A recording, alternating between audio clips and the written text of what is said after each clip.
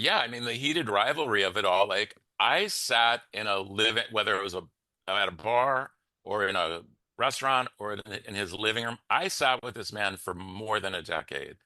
And I felt like after a time I came to understand like he drank kind of expectantly. Like the next drink would give him the courage to tell me the truth. I didn't know what the truth was and what lies were at the time, but I knew I was coming up against some fundamental dishonesty. That's something that he was keeping from me, right? Mhm. His own closet, which is, fully revealed in the second part of the book.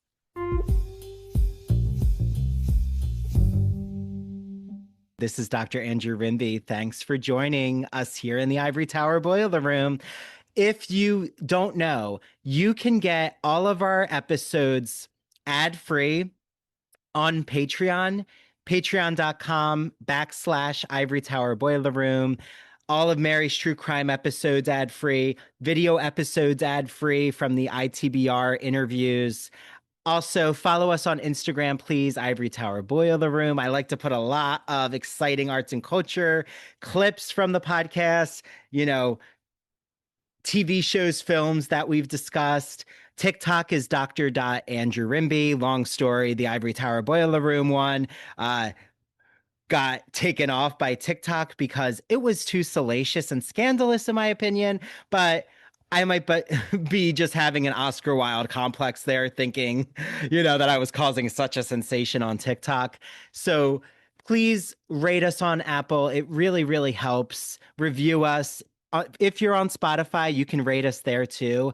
YouTube, please follow our YouTube channel. Please like the video, share it with your friends, your community. The only way that I can keep giving you all free, exciting podcast episodes is because of the reach of the podcast. So, rating us, reviewing us, it really, really does help. Also, shout out to Sean, our intern, who, if you see the cover art, you see the edits of the podcast, that's all Sean. So, amazing work by Sean. So, I hope you all enjoy this episode.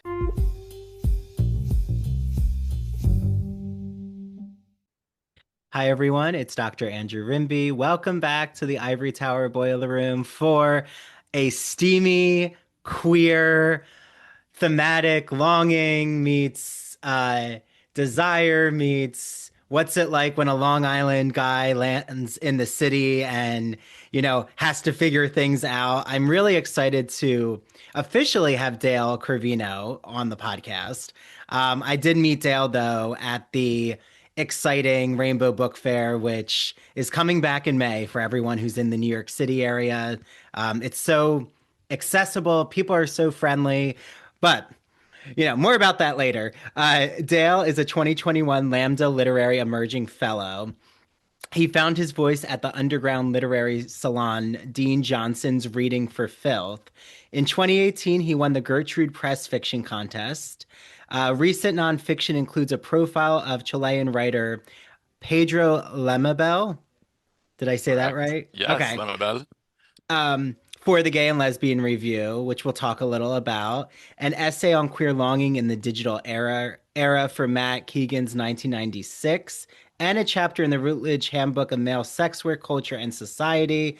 Bonds and Boundaries was his debut short story collection released by Rebel Satori in 2023. And then I have both, but we're also going to definitely jump into his memoir, which is called Afterlife of a Kept Boy by CNR Press. So welcome to the podcast, Dale. Thank you, Dr. Andrew. It's Oh, great to be here. I add that honorific, but Well, Andrew is you know always, something, always good. you know something funny?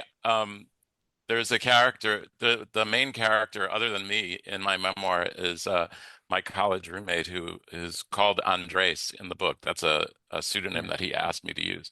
And he is this person who he always calls me doctor. Like even to this day, like he'll pick up the phone and say, "Doctor," and I'll say doctor. So we've been calling each other doctor for years. Yeah. Wait, so how did that start? That kind of like back and forth with honoring Um, each other that way. it was just one of his verbal like pretensions, I guess. that it was kind of like it was part of what we developed as a kind of, and I discussed this in the book. We developed a kind of first of all, uh, just to back up, Yeah. he moved into my apartment on the Upper West Side when I was a student at Cooper Union in New York City studying architecture. He was also an architecture student. And and I had invited him into my apartment not just for the half the rent money, but also because I was living a very like contained life, like contained student existence. And he was this kind of flamboyant South American figure to me. And over the course of time, we started to develop this kind of internal language, like the way we talk to each other, which was kind of like a camp, like almost like a Polari, right? Mhm. Mhm. And one of the things, part of that language was like calling each other doctor. Yeah. It's almost And just ma- like, and just making up even to the point of like making up specializations. Like our specializations change week to week. yeah, it's almost like Truman Capote's Swans kind of language. Yes, it was like he was very tuned into a kind of camp sensibility. And then later, which is also discussed in the book, when, an AIDS diagnosis came into our house, we Mhm. started to employ that language to talk about like the drugs, the like medical conditions, like the symptoms and the side effects and all that stuff. So we had this kind of like interior language between the two of us. Well, and what I find so interesting is first, you throw us into 1986 in your memoir. And anytime I have, like, I want to say, and it's not about like an age, but like a queer elder, or just someone who like has seen the city in, the like pre-AIDS, post-AIDS kind of period. Sure. Like, what about the city? Like, specifically Hell's Kitchen, Greenwich Village, like what has really shifted? Do you feel like there's a different energy now? There's just different ways of gathering that's changed? Absolutely. I mean, obviously, you know, there were queer gathering spaces. But I think the thing that and let's just because I use this language in the book too. I talk about like analog, Hmm. like we're talking about the analog era, right? And especially with regards to queer people and gay men, especially, we're talking about a period when we really had to develop strategies for survival and gathering and thriving. So I think the main thing is like the public sphere in New York City, whether it was like the subway system, the street, the sidewalk, an office building, the lobby, like public spaces, libraries, Hmm. they were really, really geared for men. They were male spaces. Women Hmm. obviously occupied them, but kind of in this kind of marginal way. It was a far more patriarchal feel to all public space. Hmm. So as a gay man, it's an interesting opposition, right? Because you're trying to make your way through this kind of very homosocial space, Yeah. but you're Yeah. also you're also you're also gay and looking for your fellows, right? You're Yeah. whether you're Yeah. cruising or just looking for signs that somebody might be sympathetic to you. So in a weird way, there's like FOMO and nostalgia for like a very homosocial public space that no longer really exists. I mean, it does, but it's not the same. Hmm. It's a little more genderless than it used to be, I would say, Yeah. or gender leaning Yeah. than it used to And be. expensive. I feel like all male exclusive kind of spaces now. Like the adult video store by Times Square, they like make you pay to see a wrestling show, which is like just, a pseudonym for That's it's something. it's interesting that capitalism has said like, oh well, we can just monetize that experience. Are you nostalgic for an all male, homosocial environment, whether it's like an expensive Yeah. men's club or a gym or a booth store? We'll just monetize Yeah, that'll be that. $30 Yeah, entrance fee. No. yeah, that's Well, a good point, Andrew. but like I love what you're bringing about homosocial spaces. It reminds me of like the key queer literary scholar Eve Sedgwick, like one of her first books was Between Men, and it really was about the whole like triangulation of Victorian literature, and like there's always two men battling for a woman, but like really they have a desire to like aggressively outcompete with each other, and there's something queer about that. Oh, yeah, that was I mean, if I could, that is a great analysis of the of the literary works that she was looking at, but it also pings with the vibe of the social space that I was inhabiting as a young, kind of sexually confused young man in New York City in the 80s. Like it was very that, and even later when I moved into like the upper middle class or the Mhm. actually the upper class, the kind of like the kind of strivers, the kind of like nouveau riche who wanted to have old money appearances, and I was like this kind of token on Mm. in that world of class. It was very like homoerotic to be like your suit, your cuffs, your watch, Mm. your cufflinks, your tie, your shoes, all judged in a flash by another man standing close to you, like assessing your, role, your Yeah. place in the pecking in the hierarchy, in the kind of homosocial hierarchy of upper class, New Yorkers. So Yeah, it, well, it reminds me yeah, of Felice Pacano, the late Felice Pacano, who I like yes, had the pleasure of interviewing and wrote a beautiful blurb for your book, first of all. A he was, sensational read, immediate, engrossing, frank, and at times way out there. But like he loved talking about the Rizzoli bookstore and like that yes, kind of coterie of echelon of bookstores, which I feel like McNally Jackson definitely models itself as like more of the niche kind of sure, bookstore, but I sure. do feel like we've lost that. Like you've said, we've kind of lost the sense of performing in public that I'm sure used to be much more like the cafe culture, the bohemian culture. Like I only Yeah, really see that when I go to the Hungarian pastry shop, which is like one of my favorite yeah, cafes by Columbia. But like it yeah. is The peacocking. yeah, the Yeah, peacocking, but it's very, it's very touristy, very driven by, who's spending money in the city and Broadway. yeah. And like, you know, I feel like Broadway, like what was it like in the 80s, like when you were there? I'm assuming it wasn't as commercial. Like being in Times Square wasn't like a trendy thing to be like, "Oh, we're going to go eating, on 42nd Street." Like I thought it was a little I mean, grungy in a way. oh, yeah. I mean, pre Giuliani, Times Square was definitely like, I mean, the places that I went in the Times Square area were basically like underground queer clubs. Mm. And whether it was like Sally's Hideaway, which was like a drag club that was down a set of steps, or like there were some bars near Port Authority, I think one might have been called Ancho or Hombre or something like that, that were just like seedy hole in the wall gay bars that were basically for rough trade, that were Mm. basically like a landing spot for the trade you would encounter in the toilets at the Port Authority. And there were a couple of other spots like that over the years that I frequented, but that was my experience of Times Square. Like I Mm. didn't my certain centers of gravity were really like the East Village because I was going to school in the East Village, and the Upper East Side because I was like in my 20s I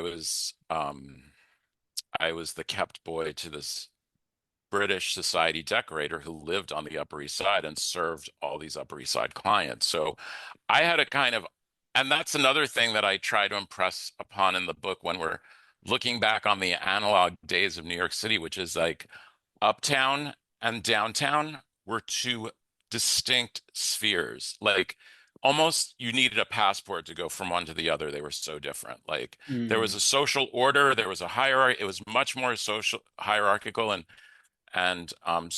like a social pecking order on the Upper East Side, whereas downtown it was much more subversive. And like sometimes I would rush from uptown to downtown and I'd have to change my clothes in order to just like, not get hassled. Mm. Well, and yeah, can you bring us into The writing that you do is so rich. It's so interesting. I just love reading your memoir and this character Greet, like based on, a real life kept man on the Upper East Side. Yeah, or Like, like you, a sugar daddy. yeah, a Yeah. sugar daddy. I mean, you even Yeah. use your friend Andres uses that term and you like aren't aware of what sugar daddy means. But like, how common or it kind of reminds me of like you get swept away into this 12-year type of just engrossing relationship. It's almost Yeah. a I started to Nora-ish. I Like, started to call yeah, it an entanglement after yeah. after trying to land on how to describe it. It wasn't a relation. Of course it was a relationship. We had like, we were two people in relation to one another, but it was so discordant and uneven. Like my understanding and his understanding were so different. So I prefer to describe it as an entanglement. I think it's more apt. And um And so well, yeah, how common was this? Like of, 1986? Like were there a lot sure. of sugar daddy companions like who needed to Well, hire, younger men? there was definitely like going back to like our mining of the analog. There were definitely like places and spaces where you could go for those kind of encounters. I initially was not familiar with them. I came to understand that my college roommate, who had moved into me, who I was kind of fascinated with, was who I call Andres in the book, was working like looking for sugar daddies in bars like Rounds and the Townhouse, in particular Rounds, which was a really fascinating place. And I I went to visit it much later in this story. So when I went to see it, I was like, oh my God, this is diagramming the relationship that I'm entangled in right now. Like at this bar because it was like a pretty posh bar on 53rd Street, which was Mhm. already, the strip was already very cruisy. And there were like street hustlers and there were like businessmen looking for street hustlers. And then you went into this kind of elegant bar, which I described the interior as kind of Halston inspired, like smoky mirrors and like rounded corners and like muted color. Anyway, and then so there was like dining and there was a piano bar and there was a mirrored wall and there was the bar. And the young guys who were looking for a sugar daddy would line up against the mirrored wall, kind of pose. And the men who were looking to hire them would be at the bar, and there would be this kind of interaction. Like they would call you over to offer you a drink, or you would go over to. And so when this thing was when this kind of entanglement was diagrammed to me, and so there's like almost like a cottage industry in Mhm. in this part of the city where these relationships are engendered. It was kind of fascinating to me. But Yeah. yeah, I'm sure like and sugar daddy, I mean, it's such a loaded term, Mm. right? I've had young men come up to me and say, "Teach me how to get one." And I've also had, people say like, "Oh, I would never." Like it's just such a miserable existence. And I mean, Mm. my story is somewhere in the middle. You could use my memoir as a how-to book if you want, or how not to book if you want. You could read about the horrors of a kept boy relationship, or you can also read it for the glories. Yeah. I Well, mean, I was almost a kept boy in an academic way, but yeah, without really knowing, my South Jersey suburban naivete, I was like on Long Island getting my PhD and I met this like older gay academic who lives in Greenwich Village at a conference. And then he's like, "Oh, come to the opera with me. I'll take you to dinner." And I was just like, "Oh, this is sweet. He's my mentor." But then it was like, what was the boundary between mentor and like um having someone offer these experiences and what was the cost to me? Because then it was like he started like saying, you know, offering like, do you, you want to do anything like and stay over at my place? And it just started to feel like there's an expectation. And then, you know, right, I just started to back away when I realized right. this was not an equal power dynamic. And Yeah, I feel like though there are definitely those who out of necessity or out of that kind of dynamic, like we'll put up with certain differentials in power dynamics. Like I know you bring Sure. that to bear, but like what was your experience about those I who, mean, needed finances? it's so interesting that you bring up your example because, like, in some way, this was a survival strategy for queer men of a certain era where this was the way to, socialize in a way. If you were going to be transgressive in these multiple ways, first of all, like it was it was a transgression of class maybe already because this wealthy British society decorator who moved in these circles was wanting to spend time with somebody who was like a suburban kid in college kid, sexually confused college kid, and in your case also like uh, an advanced academic wanting to like break some boundaries with somebody who would probably be more like a mentee rather than, anything like a date, right? Mm. Yeah. So part of it is that these were our queer strategies. And, I recount in the book that I got a lot out of this entanglement for all the issues, for all the emotional um uh toll, for the emotional toll. I mean, I traveled all over Europe. I Mm. saw, he introduced me to a kind of a certain aesthetic, which I found really fascinating. At one point in the book, I call him a 19th century figure, and I think that like when I first came to understand his design sensibility, I saw it as a very like British classicism, Mm. like colors and textures and rooms composed in tidy symmetries, which like glorified the Mother England. But then I also saw later that it had a kind of colonizer edge. Like Mm. those rooms were often filled with artifacts that were plundered from like the furthest reaches of the British Empire. So it's kind of like, and his fast we talked about his he had this kind of like lifelong, he was enamored with all things Italian, right? Like he had this Mm. kind of fascination with Italy, its people, its soil, its art. And that was a very British notion. It stems from the Romantics, like Shelley and Keats. So he was in a way like a fascinating, he was a character, uh, an aesthetic character. He was an artist in his way that I found fascinating. Mm. It's just that, and I got this incredible education from him, but it also had like this emotional component, which was like, it took a heavy toll.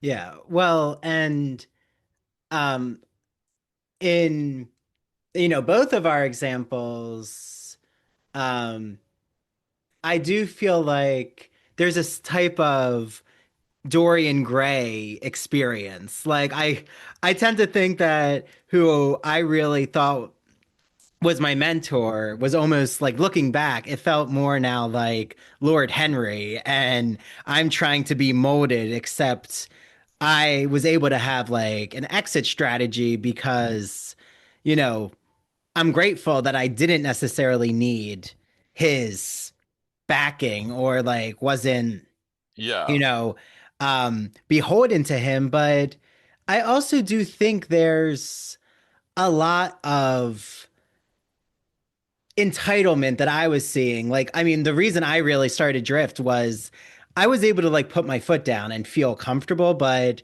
Yeah. there would just be more like him thinking that if we're at a restaurant, the servers, need to behave a certain way and he needs to be treated a certain way. And it was just like very um like seeing himself as above people, even like as an Yeah. academic, like his work needs to be referenced. And if he's not cited, then that means, people aren't bowing down to him. And that was the Mm. attitude that more just grated my nerves. Like, was that Right. something you recognized with Greet?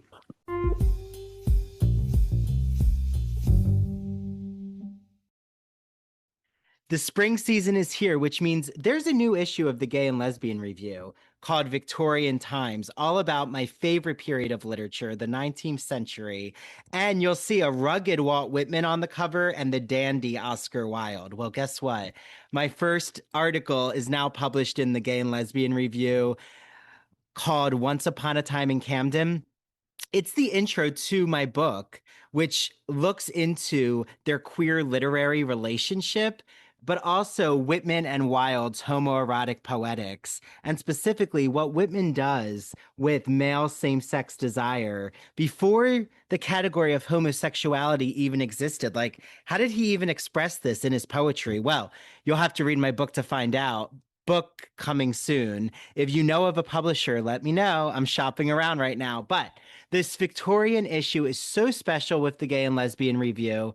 There's articles on Dr. Jekyll and Victor Frankenstein. I'm about to see The Bride, which I can't wait to see. And right, Guillermo del Toro's new Frankenstein is all the rage. There's an article on Monte Cristo's Women in Love, Tchaikovsky's Men. I love Tchaikovsky's ballet. I'm particularly an admirer of the Sleeping Beauty. One on Captain Cobb. There's film and TV shows reviewed like Heated Rivalry, Boots, Kiss of the Spider Woman, which, if you don't know, I had an episode with Jeremy Fox from the Gay and Lesbian Review, the managing editor, and Colin Carmen and Joseph Federico, and we talked all about Heated Rivalry. You have to listen to it. And Kiss of the Spider Woman, I keep recommending to everyone. It is an astounding film. Boots, I actually had the creator Greg Cope White on the podcast too. You'll have to listen to his interview. Also, if you haven't heard our episode on the kink issue of the magazine, it's really, really interesting. And the ethnography one. And yes, there will be an episode soon about the Victorian issue.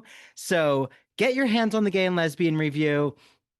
The digital subscription is really easy to get, glreview.org. The print subscription also, head on over to the website, click subscribe, use the promo code ITBR choice. You get a free issue of the magazine. Choose the Victorian issue, will you? So head to their Instagram, their TikTok. I love the Gay and Lesbian Review. I get so many book recommendations, TV show, film recommendations. One of the films that I can't wait to watch is in this issue. I want to say it's pronounced Pillion or Pillion. I think I made it French there, with Alexander Skarsgård. So enjoy your reading, everyone. And if you're reading the Gay and Lesbian Review, please reach out to me. I want to let them know, that you all listening to this podcast are reading their magazine.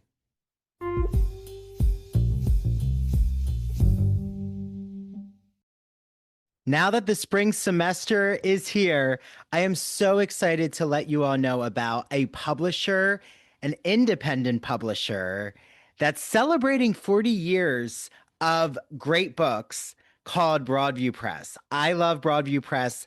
I have so many of their editions of classic literature like Wuthering Heights, which is coming out soon, and it's our book club choice. And they have so many academic books for instructors and for students and the general public. So I've had so many exciting guests on, from guests talking about The Wonderful Wizard of Oz, guests talking about vampire literature, horror literature. I'm looking at you, Jeffrey Andrew Weinstock, whose book actually just came out called Horror Theory. Look it up. And I cannot wait because I have two exciting guests coming on soon.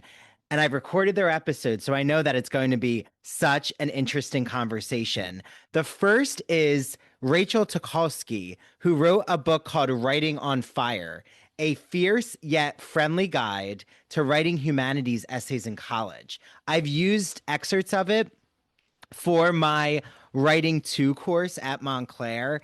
It has gone over so well. I just love what Rachel does. And we get into this in our episode about this metaphor about writing on fire, like how that's a great way to think about free flowing, brainstorming, creative ideas, and getting into that flow state, which, as Rachel explains, happens not just in writing, but in many other avenues. And then the other guest that I have on is David Starkey, who wrote a book called Academic Writing Now, A Brief Guide for Busy Students. It is designed to cover the basics of a college writing course in a concise, student friendly format. Each chapter concentrates on a crucial element of composing an academic essay and is capable of being read in a single sitting, which, for a generation, myself included, I think all of us now, just consumed by digital media or just this attention grabbing technology, reading in a single sitting is definitely a plus. So head to Broadview Press, use the promo code Ivory Tower, and you'll get 20% off every single book in their collection. There's also a really cool digital library collection they have. So if you're a librarian, take a look at that. Message me. If you're a librarian, I'd be happy to show you what that new collection looks like. And I hope you all enjoy your reading.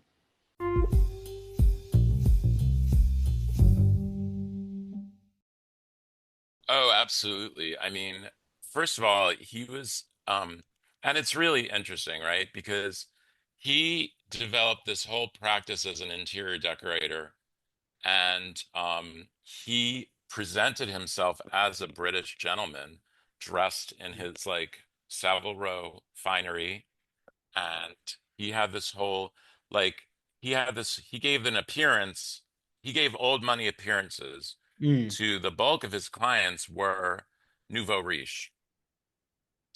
And in fact, a lot of his clients were actually Jewish New Yorkers who mm, wanted to take that like step up into old money appearances, right? mm, Because it meant status, it meant access. Like one of his clients had an apartment at 740 Park Avenue, which did not allow you to buy if you were Jewish, right? So there mm, were these, it wasn't just about like, oh, a certain group of New Yorkers wanting to be, a different group of New Yorkers. It was like, it was also part of the social order. He one of his earlier clients was a financier named Saul Steinberg, I believe his name was, who wound up getting into 740 Park Avenue, and his third wife hired Greed to decorate for him. And ever since that commission was known, like it was publicized and it was broadcast and it was whispered about, he became this kind of what he called a Sherpa for strivers, right? mm. So he was giving old money appearances to new money New Yorkers in their pre-war apartments. That Yeah. was his that was his stock in trade, was Mm, giving these people this kind of status, these emblems of status.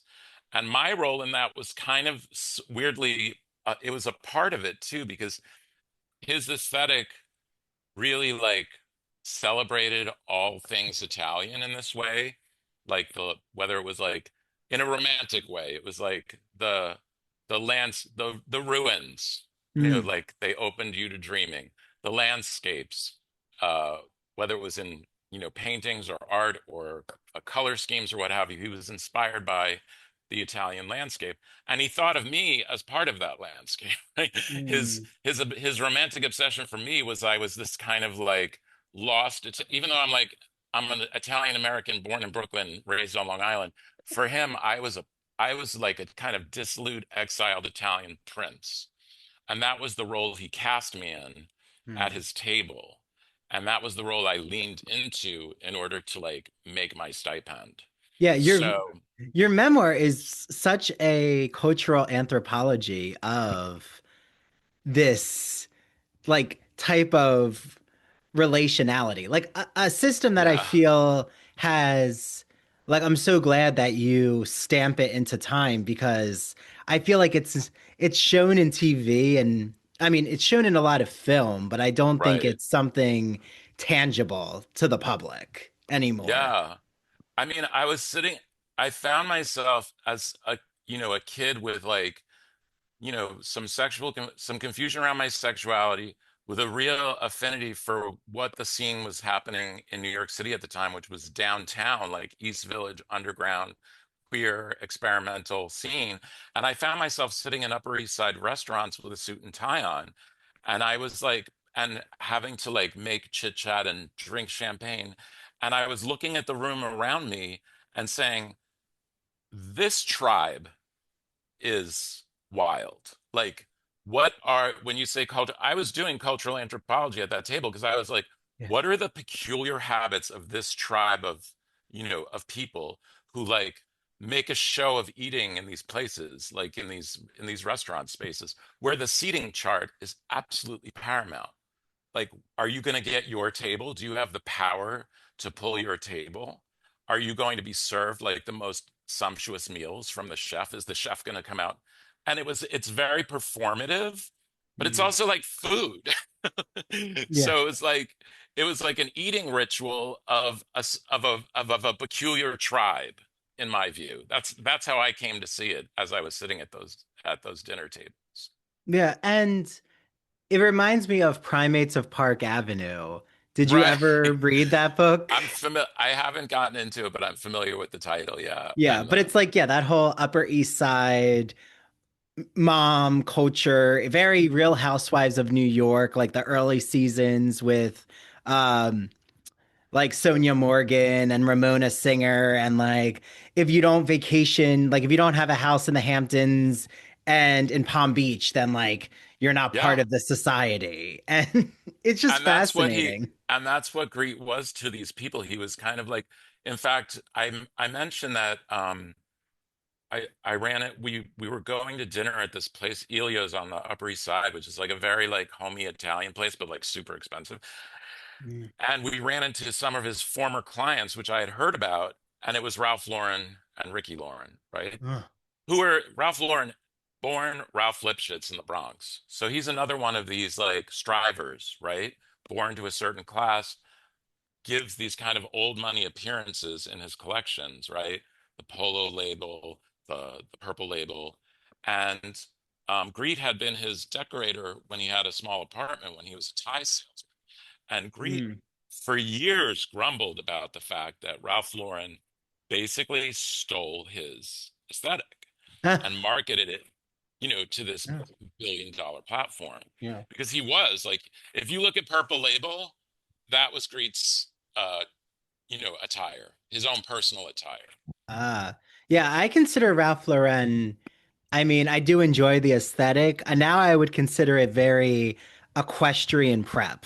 Or it Yeah, was always more of that, like your um like performing a certain preppy meets like that college aesthetic, sure. but maybe you're going to like the horse track or the Yeah, horse racing, yeah. You're gambling. playing polo. You're on a Yeah, you're polo playing field. polo. Yeah. Yeah, it was definitely and it was an assimilationist strategy to like, take on the garb and the symbols and the manners of old money, Americans for these newer classes of people.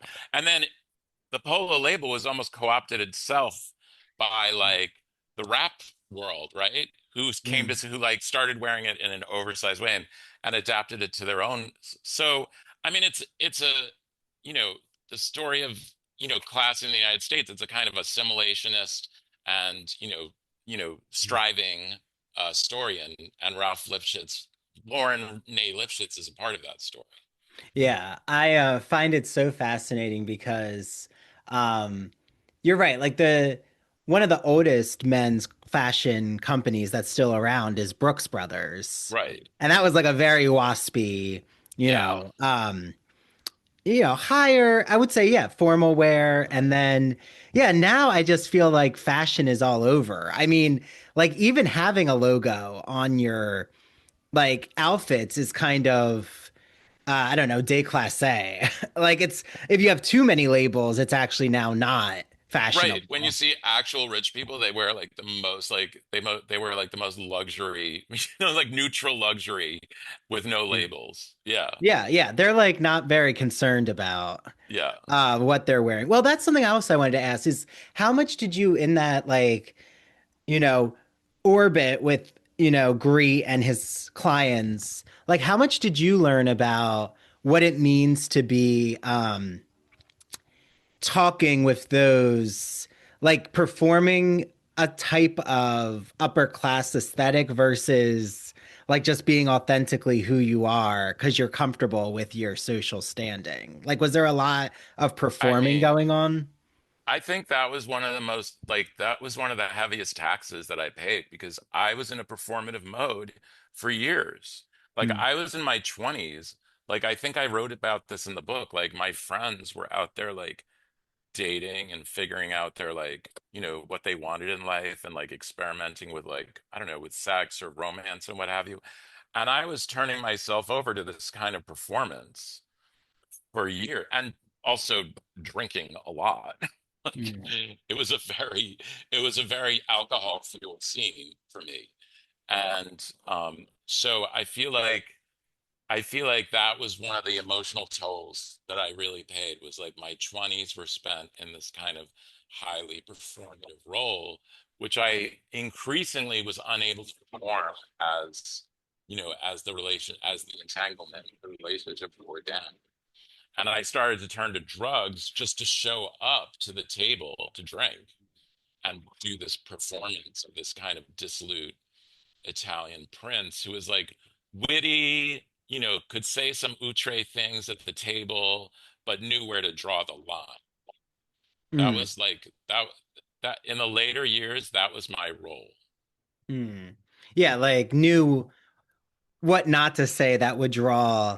Well, that's like Right. very Truman Capote. Like what would draw ire and then would make you a social outcast. Like when he Right. publishes that expose of like what the women are doing, and then they're like, "Well, we Right. have the power to oust you from society, so I bye." mean, I started compiling in my head. I had a list of banned topics, like things I could not bring up. Like I Mm, can't bring up this client because he betrayed me. I can't bring up this ex-boyfriend because, now he's on the West Side living with Yoko Ono. I can't bring up this mm, person. I can't bring up the like there was a whole I can't bring up, the doctor who said you should quit drinking. There was a whole list of banned topics. So that made it even harder for me to perform because I had to mm. dance around these banned topics. Yeah. How about the issue of like beards in a relationship? I would assume that, you know, in the townhouse, which I've heard of the townhouse, which I think is still going, isn't I it? The think it townhouse? is. Okay. Yeah. It's like that, and then what's the hotel bar on the Upper East Side? Marks. Yeah, there's the Marks and then the Regency. Oh yeah, the Oh, I think I Regency. went to the Regency before, Yeah, and it was yeah. like a lot of just like I'm assuming divorcees, but I don't know. I think, but yeah, how many like men were going to these places who were in, marriages with women?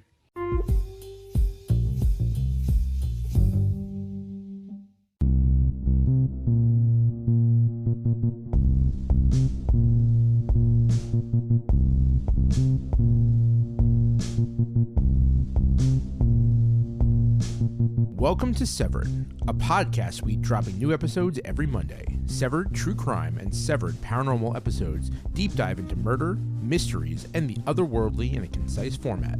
A 7-minute story to frame the case with thoughtful analysis and our usual banter. We sometimes find the lighter side of darker cases. We offer 3 spin-off shows, Severed Strange Stories, Severed Haunted You, and Severed Serial Killers that highlight the unusual to lighthearted topics from the digital dumpsters of true crime, haunted universities, and the minds of madness like Ted Bundy and Jeffrey Dahmer.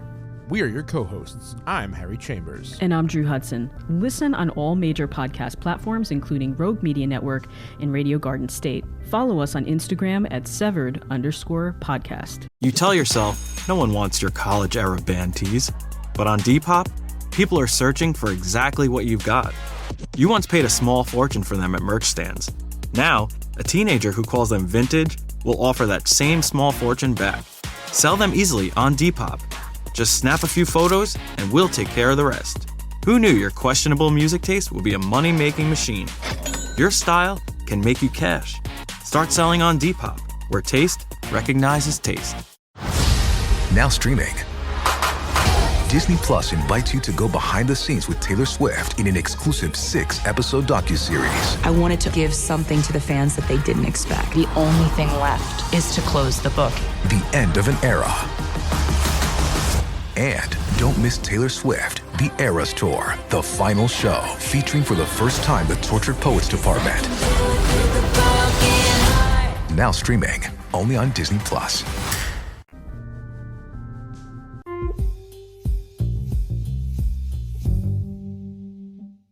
Are you a fan of classic Hollywood movies? Are you a fan of queer cinema? Then do we have the podcast for you. Hello, everyone. I'm Christian Garcia. And I'm Luke Delmar. And we are your hosts of That Old Gay Classic Cinema, where we take a look at some of the greatest films of all time and analyze them through a queer theoretical lens. Let's be honest. LGBTQIA plus people have been a part of Hollywood since its inception, and this podcast celebrates those artists and entertainers of yesteryear while also taking a closer look at the queer-coded characters and stories in classic Hollywood films long before queer representation entered the mainstream. So follow us down the road of classic cinema as we give you a guide to some of the films that touched our hearts, brains, and even gave us courage to be ourselves. You can listen to That Old Gay Classic Cinema wherever you get your podcasts, and be sure to follow us on Instagram, YouTube, and TikTok. All right, listeners, we're ready for our close-up.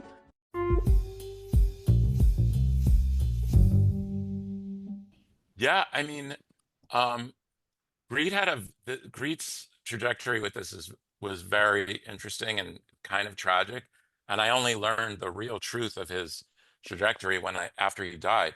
He inhabited this kind of glass closet, I think. Like it was often me and him and maybe one other young man, at the dinner table at all these, restaurants, like fancy restaurants. And because of his class status, which was also a fiction, I came to learn, he was kind of permitted this kind of, closet, this kind of glass closet.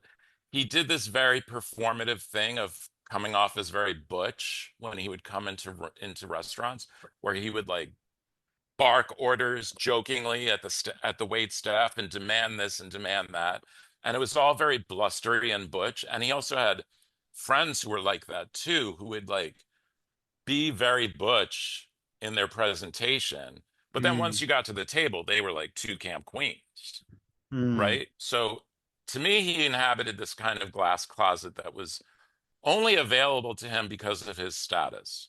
And I was in there. I was in the glass, like you could, like, I know that people in the room in the restaurants that we went to were looking at me going like, is he his lover? Is he his kept boy? Is he his, cousin? Is he like young cousin? Who is he? Scrutinizing who I was and what I was doing at the table with this person. And I knew that I could get away with like, oh, I'm his draftsman, or I'm his assistant, or we had cover stories for what was going on. And I knew that the status that he had permitted us to do that. What I came to find out after his death was a completely different story about status and, the closet, because, he was raised in England. I won't reveal everything so your readers don't get a full spoiler. Yeah. But he was raised in England at a time when it was actually illegal to be gay. Right? So like you could literally be prosecuted and go to jail if somebody comes upon you having a gay sexual encounter. And he in fact did have a wife at one point, and he in fact did get discovered in a gay encounter and had to leave England under those circumstances. Wow. So I think he brought a lot of secrets to the US. He brought a lot of like consciousness of how class could protect him, but he also brought a lot of trauma, like a lot of queer trauma. Yeah. So as much as I, wrote a whole book about how damaged and disturbing my sugar daddy was, he was also a queer person with trauma. Well, and that's where I feel like, how do you process the queer happiness, the nostalgic narratives? Like Heated Rivalry, I think, has really like amplified the need for, or the general public loving this like queer happy narrative, but like we've been so immersed in like the queer trauma narratives. Like even, Brokeback Mountain has come up, but I'm even thinking like Philadelphia or Angels in Yeah. America. I These mean, are all very traumatic narratives. yeah, I mean the heated rivalry of it all. Like I sat in a living, whether it was at a bar or in a restaurant or in his living room, I sat with this man for more than a decade. And I felt like after a time, I came to understand like he drank kind of expectantly. Like the next drink would give him the courage to tell me the truth. I didn't know what the truth was and what lies were at the time, but I knew I was coming up against some fundamental dishonesty. That's something that he was keeping from me, right? Mm. His own closet, which is, fully revealed in the second part of the book. And at one point I even attacked him physically. I wanted to shake this out of him. So when I watched something like Heated Rivalry, which was like, yes, I was fully invested in Heated Rivalry. And I watched like the walls of a closet, break down. I think back to those times when I'm like, we could be like in my mind, I was like, we could be co-conspirators if you just let me in on your secrets. Instead, I'm part of this deceptive game that you're running on everyone. Like he Mm. had no confidant that I knew of. Like he had a best friend, and he and I had a kind of slightly rivalrous relationship for his attention and time, but he didn't know the real truth either. Like nobody knew the real truth. Yeah. So I feel like I lived with somebody or I spent a significant portion of my life with somebody who was really traumatized and also could not get out of his own closet. Yeah. Well, and you bring up a sensitive topic about like looking to drugs or something to continue on. Like that's a narrative that porn actors have talked openly about is like in order to show up eventually um there are substances that are used, and to try to like avoid those substances sometimes means like declining a project or having Yeah, certain boundaries. So like since your memoir is so invested or looking into the different strata of sex work, like how many conversations have you had, specifically even when your memoir, which just came out in 2025, like with those who were also in sex work and like the way that sure, you all have kind of talked about these experiences like sure. years later? Sure. I mean, absolutely. A lot of my growth as a writer comes from workshops that I attended and also led and participated in that were through some sex worker led advocacy organizations, right? So in New York in the 2010s, we had an organization called Red Umbrella, which sought to provide media training first and Mm. foremost to sex workers so that they could go like if they're ever caught in a you know in a story that was gaining traction in the news, they could speak intelligently about sex work without being reduced to some trite stereotype. And also we did writing workshops as well so we could like amplify our voices and also like unpack these stories. Mm. So the sex worker community has really been like important to me developing my voice as a writer.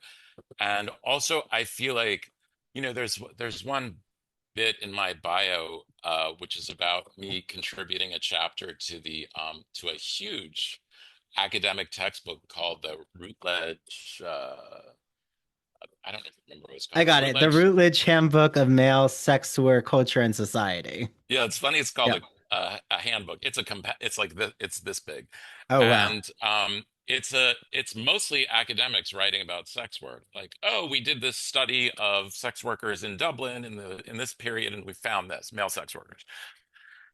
And this was the second issue, that second edition that these editors had worked on. And the initial feedback from the first edition was, this is all academics writing. You don't have a single voice of a sex worker in your male handbook of a sex book handbook of male sex work. So they reached out to me because I had like published something in the most obscure blog you can imagine, and they had come across it and said, okay, he's a male sex worker and he can write a paragraph. Let's ask him to write a chapter in this book. And they gave me a very niche topic, and I wrote the chapter, and it passed academic muster. And Okay. I'm actually really proud to have contributed to an academic textbook.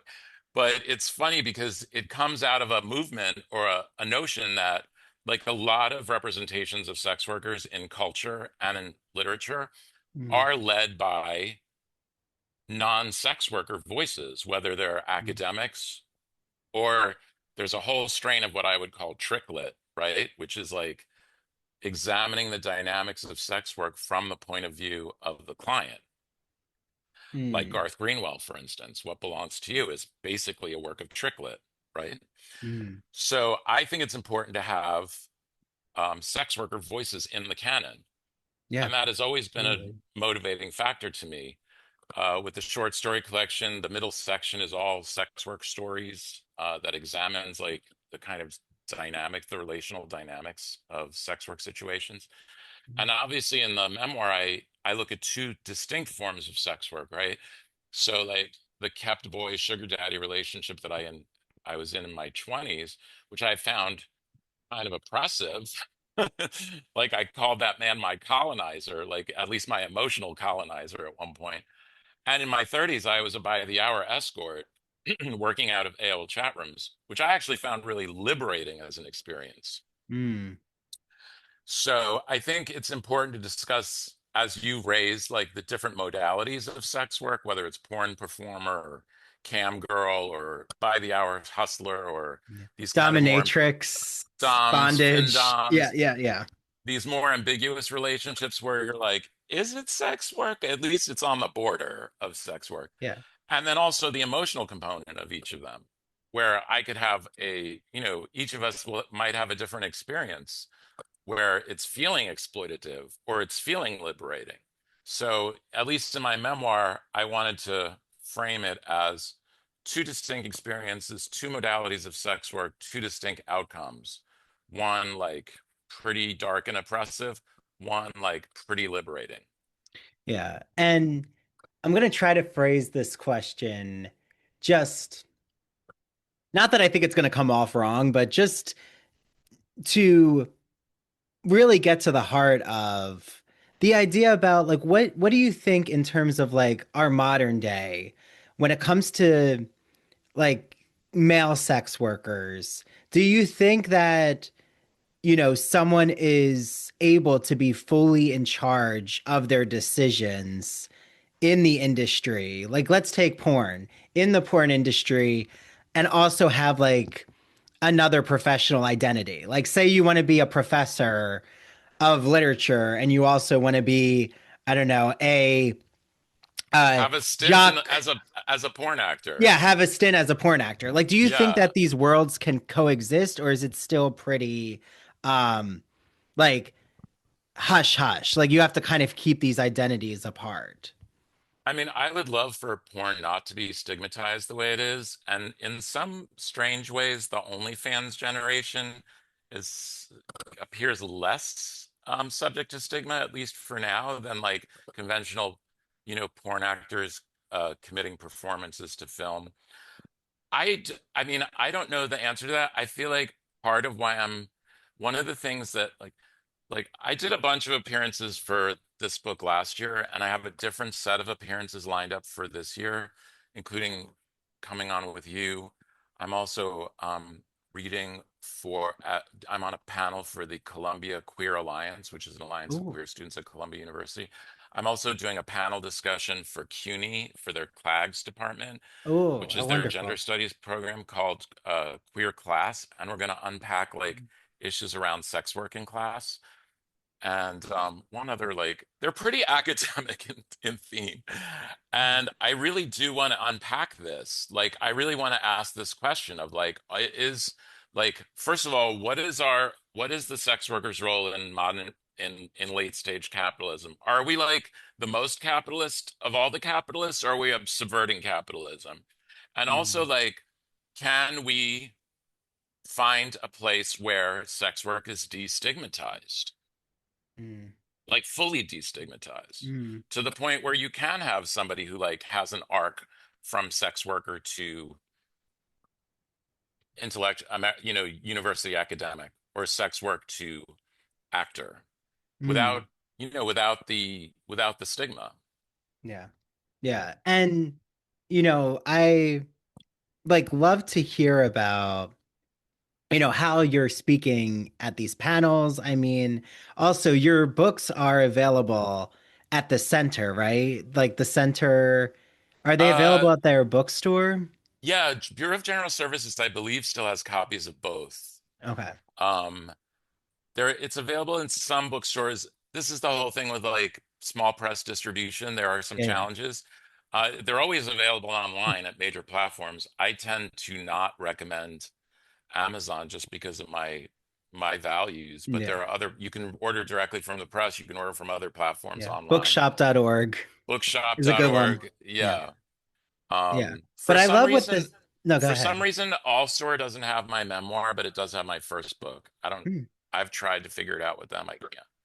Yeah, well, like what is it about small, like I love small publishers because like I find that I mean, right, I love just more narratives out there. So I like Yeah. trade presses, small publishers, self-publishing, but like what do you feel about working with a small publisher? Like do you feel that you're allowed to have more of an uncensored or unedited narrative out there? Like, do you think that your memoir would have changed if, I don't know, some big publisher was like behind it? Like, they would try to make sure it was edited a certain way. I'm really happy that I have these two books that exist in the world the way they do.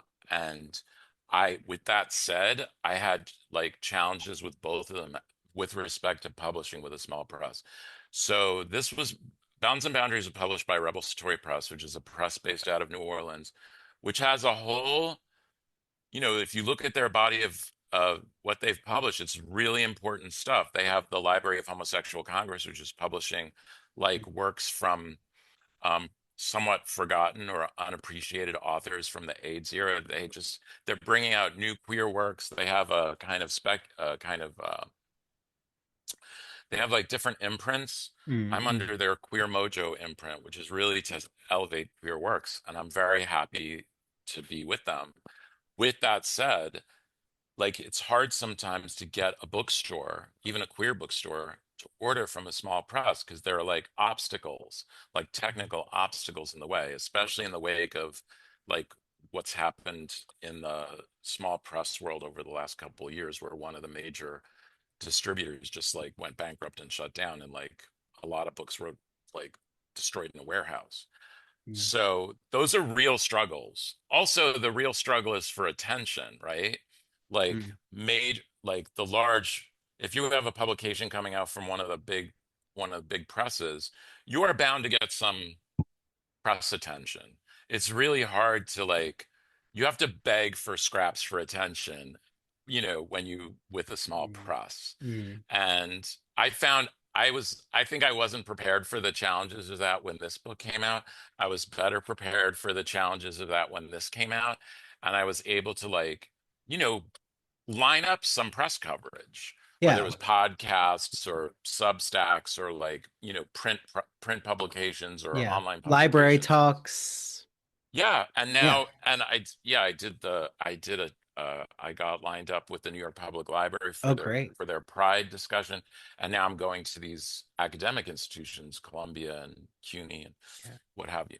Which is great because, I do feel that I'm teaching a queer study course for the first time. I Oh, mean, I have that's a certificate in queer studies, but um, I'm doing it online. So I'm going to use like these different podcasts as like Sure. structuring the course. And I feel like your memoir is, and your short stories, but like your memoir specifically, I feel like does so much with thinking through like what it means to be queer, like what, the sex work industry, like a strata of it, and doing an analysis that it's wonderful you're going to be on these panels because I do feel like once um and again, I have my issues with how academia gatekeeps things, which is why we're here Right. right now. But I do feel at the end of the day, once academia opens up the door and like there are those discussing pop culture or like providing more of that academic analysis, that Sure. it's important because it means more eyes are going to be on your work in the curriculum or in whatever Yeah. course you get to talk to. With Plan B emergency contraception, we're in control of our future. It's backup birth control you take after unprotected sex that helps prevent pregnancy before it starts. It works by temporarily delaying ovulation, and it won't impact your future fertility. Plan B is available in all 50 U.S. states at all major retailers near you, with no ID, prescription, or age requirement needed. Together, we've got this. Follow Plan B on Insta at Plan B One Step to learn more. Use as directed. I mean, I think my memoir is important. I mean, I I've been working on this memoir. I want to say I've been working on this memoir for more than 30 years because like there are diary entries from the 80s that appear in this text. So have I been working on it steadily for 40 years? No, I've been working on it like piecemeal and like developing my craft. But I do think there's definitely like a lens on class that Hmm. is through the eyes of somebody who's engaging in sex work, and also like queer trauma. Like, Yes.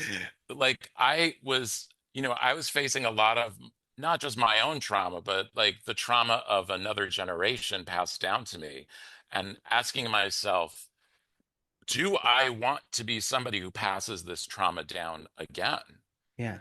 Yeah. And I did not want to pass down these traumas, but I Yeah. did want to transmit what was what was beautiful and sublime that I got from these damaged queer people in my life Yeah. of Well, older generations. and your writing has such a um like it kind of the opening reminds me of The House of Mirth with Grand Central Station, which is just like a text that I am enamored. I love The House of Mirth, but I love that it's like a voice I didn't recognize over the din of traffic jolted me out of my solitude as I walked up Fifth Avenue.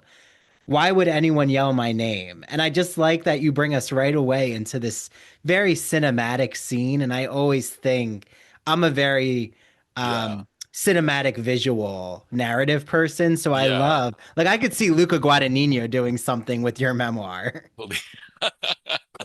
I mean, I Just know he not has his eyes on just not Connor from Heated just not Rivalry. Ryan Murphy. Let's not. Oh, or Ryan. Well, yeah, well, uh, I don't No, know I where feel Ryan like Murphy would take. I think Ryan I Murphy would feel have like when I like watched a Pose, like lot going on. I grew up totally adjacent to that community, also Yeah. like the ballroom community. And when I watched Pose, I was like, oh my God, New York is so sanitized in this rendition. Like Yeah, it was yeah. way Still, dirtier I and think his grimier. best series, though. Like Yeah, yeah. when it comes to his catalog, But there's a kind of but glamorization and yes, yes, sanitization that I don't want. I yeah, don't yeah. want for my Well, I story. did want to ask you your thoughts on like as we near the end, a little like film and TV, which is, what did you think about Rent? Because I feel like Rent also has that very, like, it's an important musical, but it also did kind of glamorize the There's bohemian a lifestyle. there's a scene I think there's a scene in this book. I've written about this where I was like I after I retired from sex work, I actually got hired for a corporate job. And I Mm, was like the luckiest boy in the world because I lived in the East Village and my corporate job was on Broadway and Ninth Street. So I could literally like skip to work every morning. yeah, So for somebody who was like getting reacclimated to like a 9 to 5, this was ideal. And one day I was walking to that job and I walked through Tompkins Square and then I came out on St. Mark's Place. And St. Mark's Place was weirdly silent and there were no pedestrians walking around, but there were like clusters of street people who were like kind of laying up against one another, like in little organized piles.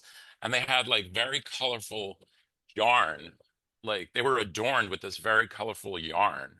And I was like, what the hell is going on right now? Like, what am I going through? And by the time I got to the end of that block of St. Mark's Place, I realized I had just walked through the set of Rent. Like Oh, they were shooting on St. Mark's Place. They were getting ready to shoot, and they had staged these kind of colorful homeless people around, garbage cans and like street lamps alongside so that, whatever musical number they were doing in the streets would be, adorned with these colorful street people.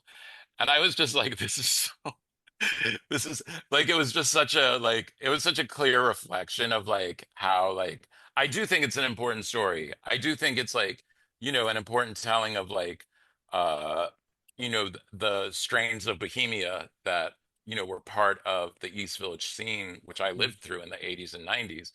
But also, of course, it gets kind of filtered through the lens of, musical theater filmmaking and becomes a little glamorized and, you know, bright bits of yarn yeah, attached. yeah. And like, Long Island transplants who have some financial safety, but yet are trying to slum it. It like reminds me of Yeah. the stereotype of NYU students who Yeah. like are down on their luck, but they actually have mommy and daddy giving them money. Yeah. I mean, that's basically what described me. And I mean, I was born in Brooklyn, but grew up on Long Island.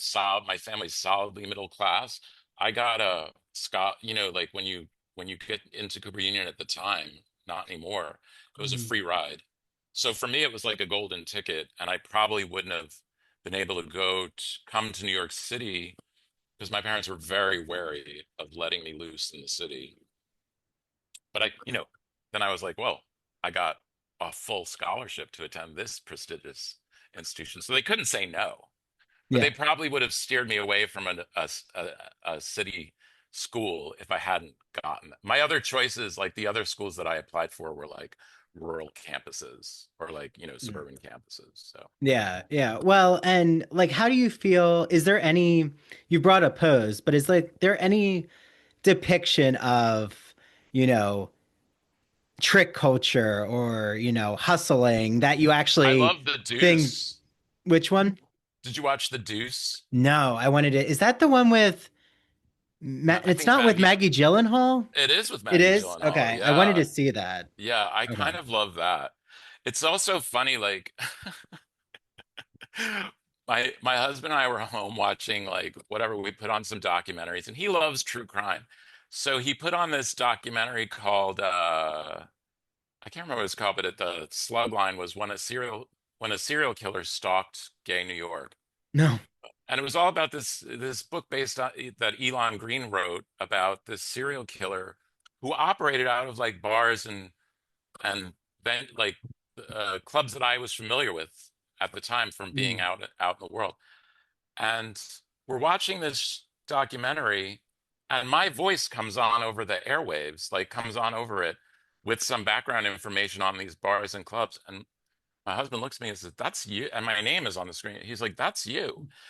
And I had completely forgotten that I had had a conversation with this writer Oh. on background about like these things. And I guess he recorded it, and then it got wound up getting made into a documentary. Yeah. So That was a nice surprise. Well, like, what do you think of the film like Trick? That like I think it's comedic. yeah, I mean, it's not I will tell you, I still hold a resentment over Pretty Woman Mm, as a depiction of sex work, because it's like the craziest thing. She's like this, I'm reluctant. She's a sex worker, but she's never a sex worker. And what was the moral of that story? Like if you buy enough clothes, I don't know. yeah. It's just It's the most very trivializing Disney yeah, yeah. version of It's sex very work. My Fair Lady. Yeah. It's Yeah, like, yeah, it's changing her demeanor and yeah. but sex work is kind of merely a titillation and like a character, Mm, like like to season a an otherwise, less interesting character, and it's not really treated seriously. yeah. Um, Well, and then what is that other very famous one? I want to say Al Pacino's in it. Cruising. Cruising. Yeah, yeah. Yeah. So cruising is crazy. Mm. Um, what was actually cruising? Picano wrote a novel that cruising became the basis of. Death, or it wasn't Picano. It was Picano. It was Yeah, I'll Felice look it Picano. up. Cruising movie. Here, Yeah, wait, I'll just edit right here. Let's see. it was one of Felice Picano's early novels that became the basis of cruising. It, obviously, elements of the story changed. Yeah, it says that The Lure. It was one of Felice's early novels called The Lure, which is about a oh, okay, which is about a okay. cop who like who's kind of sexually ambiguous. He could be bi, who like can disguises himself or presents himself as a gay man in order to like catch a killer. Oh, yeah. Oh, and then in American Horror Story, they did that. Ryan Murphy Yeah, did that whole like murder mystery with yeah. cruising. Yeah, which I never got through that season. And I loved Felice. We met a few times. We met up a few times at Saints and Sinners in New Orleans, and we like kept in correspondence.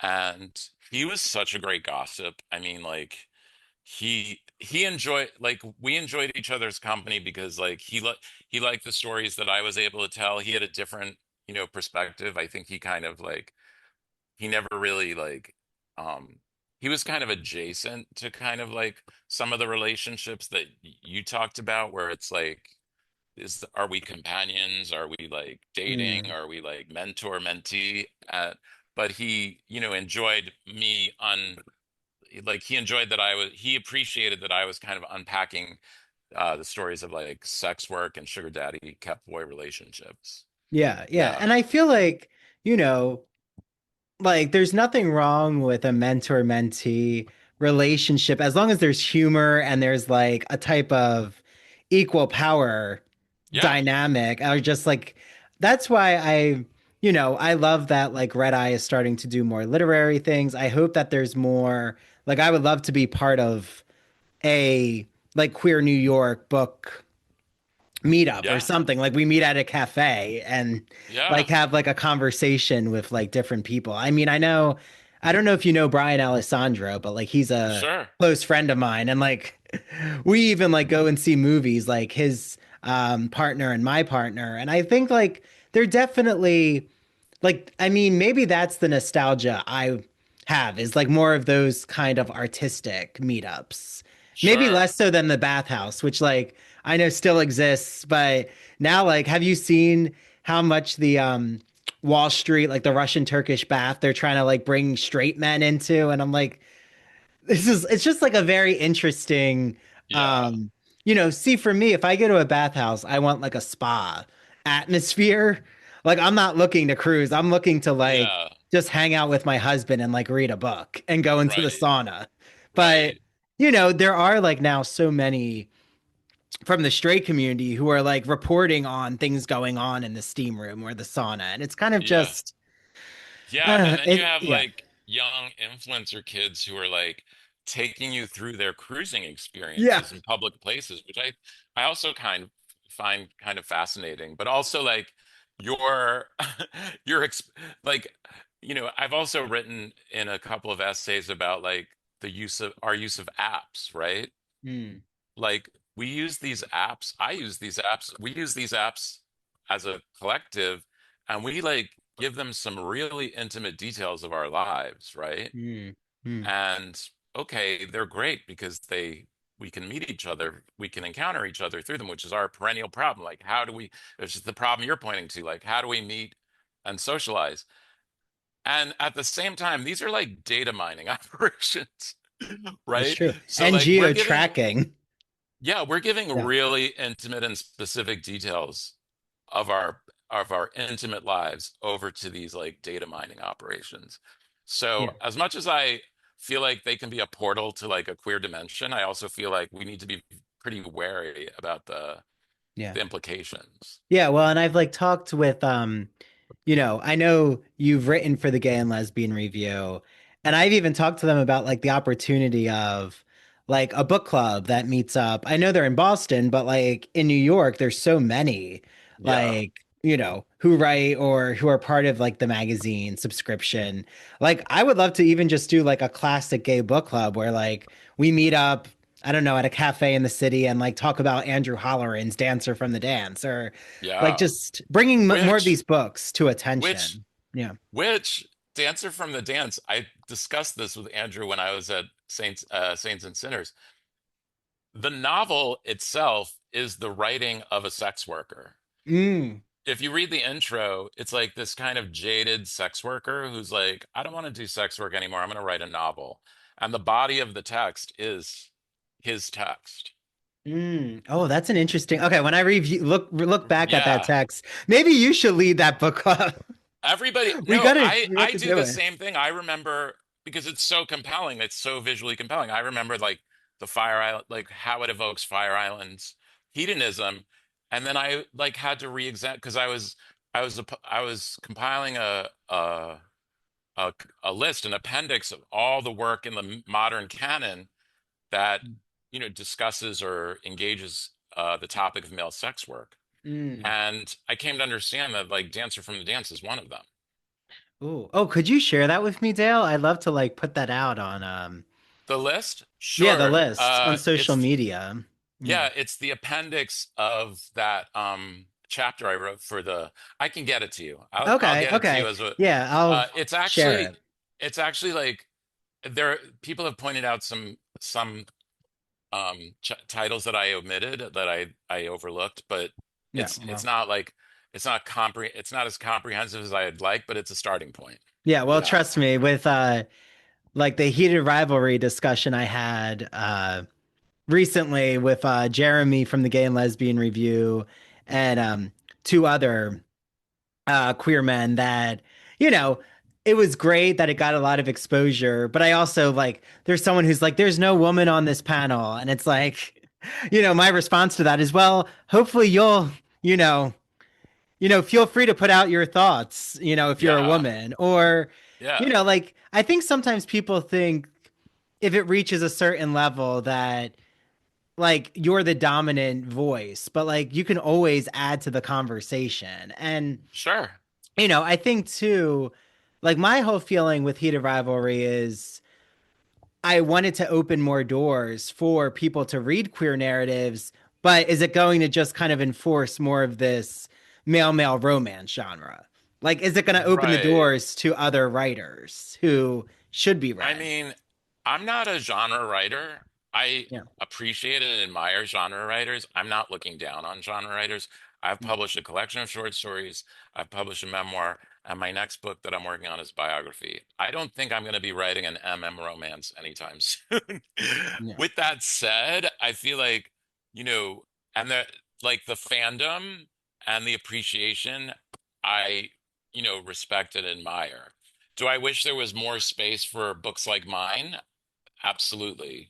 You know, do I try not to take it personally Yeah. that, like Romance has such a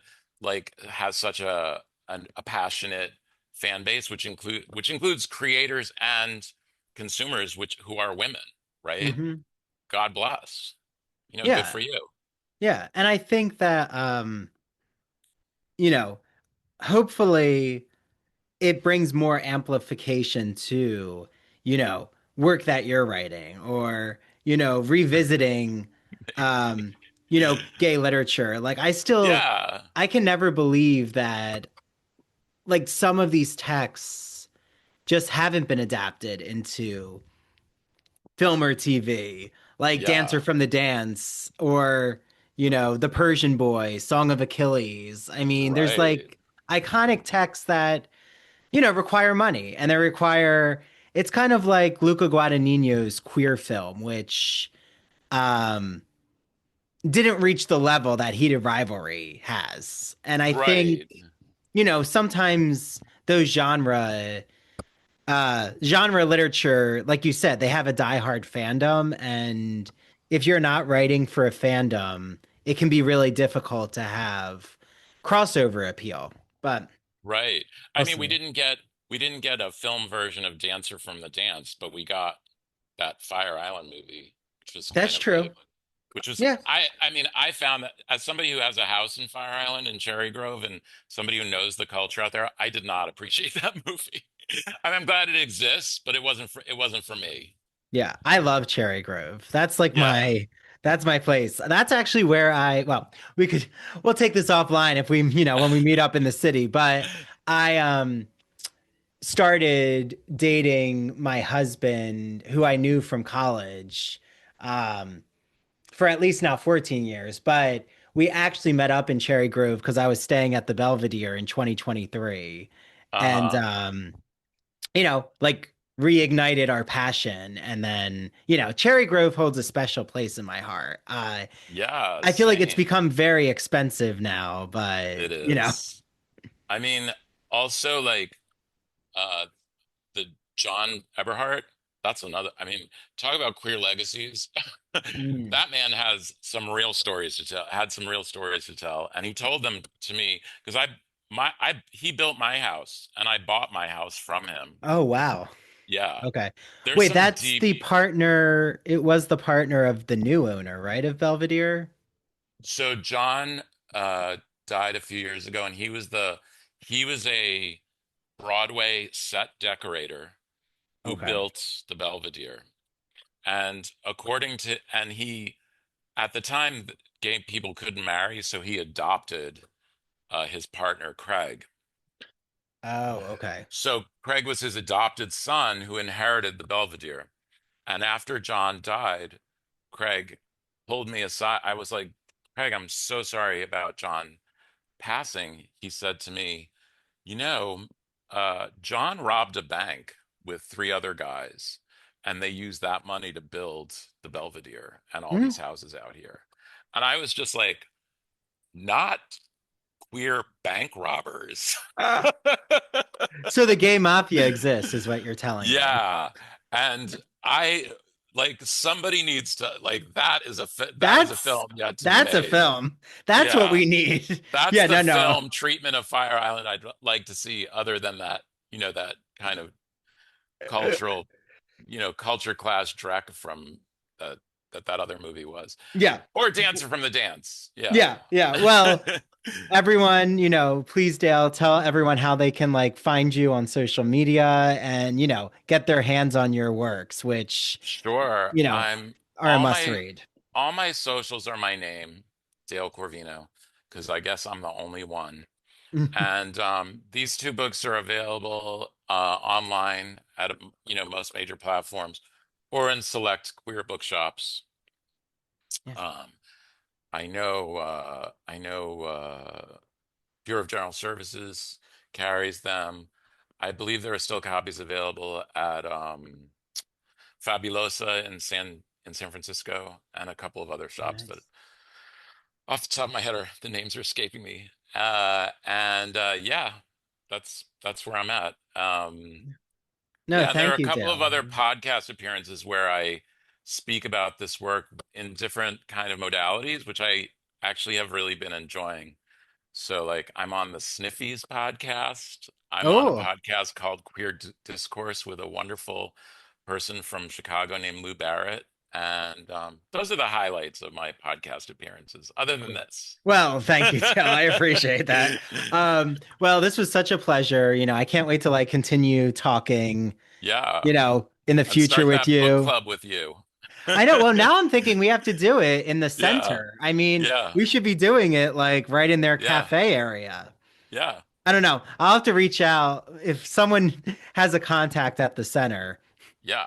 We'll Let's figure go. this out. This will, Yeah, let's go. and we'll just choose like, your book, different like authors who are there, like Yeah, in the Bureau um of General Services, right? Is that what yeah, this? Okay, that's what it's called. yeah. The bookshop that's in the center is the Bureau of General Services Queer Division. They Okay. started on the Lower East Side and then eventually moved into the center. And Oh, okay. they do a Okay. lot of great programming. Yeah, yeah. So, They have a you lot of know, readings and exhibits that are like, that are on there, that they post on YouTube. They post a lot of the readings on YouTube. yeah. Will you be at the Rainbow Book Fair? I plan on attending the Rainbow Book Fair. I believe it's now not in April, but in May, right?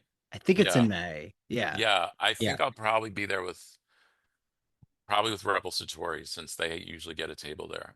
Okay. Well, I'll see you there, but Okay. we'll talk If not because sooner. yeah, Yeah. we'll talk sooner. But no, thank you so much, Dale. And Of everyone course. out Thank you. there, Thanks look for up Dale doing this. Corvino. It was fun having this discussion with you about. It was. Yeah. No, thanks for your open honesty and just being so, game with all of these conversations. By all means. Yeah, pleasure.